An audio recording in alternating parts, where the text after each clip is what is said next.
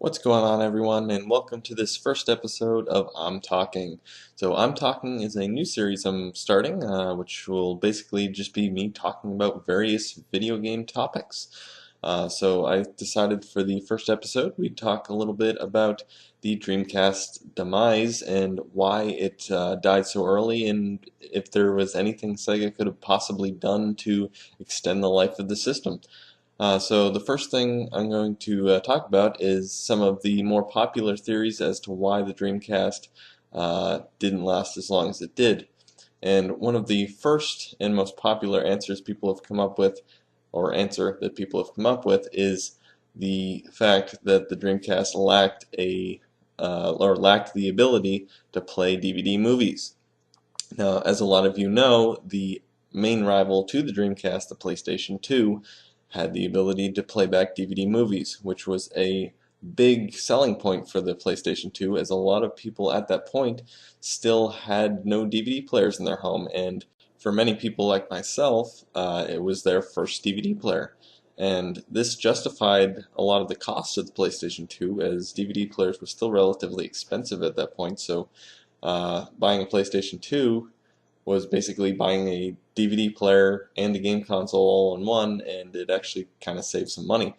So that was definitely a big selling point for the PlayStation 2, and unfortunately, Sega did not decide to put a DVD player in the Dreamcast, so they kind of lost out on that market.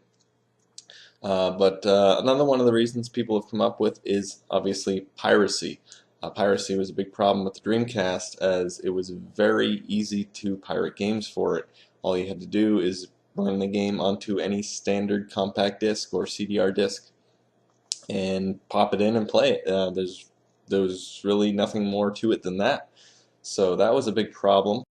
That could have actually been prevented pretty easily had Sega actually put in some better copy protection into the Dreamcast, or at least delayed, since I'm sure pretty much every console in history has been hacked at some point, but they could have at least delayed it by putting some better copy protection. Really, the only copy protection that the Dreamcast had was its proprietary disk format, which was the GD-ROM, which obviously couldn't be read by standard CD drives in computers. But obviously, hackers found a way around that eventually, and were able to copy the contents off of the disk and be able to copy it directly to a CD. So those are really the two most popular reasons that people have come up with as to why the Dreamcast did not last as long as it could have. There are other reasons, such as poor management at Sega at the time, and the fact that some really good titles never even made it out of Japan. But none of those reasons are what I think really nailed the coffin for Sega at the time. Really, I think Sega couldn't have done much more to prevent the demise of the Dreamcast. I think they did pretty much everything right that they could have.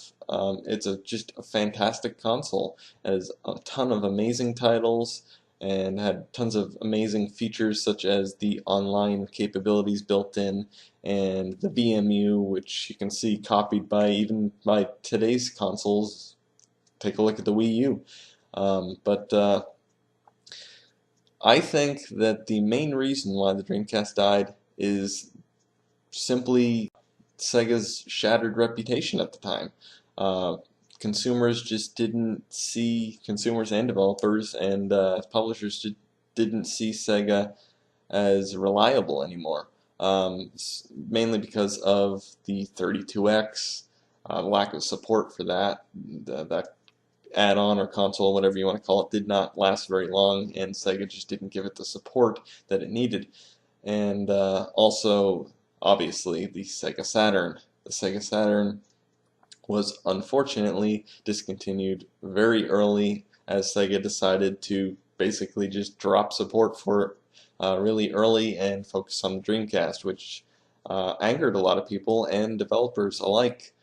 So as a result, a lot of people didn't trust Sega anymore, and they went to other companies such as Sony, Microsoft, Nintendo.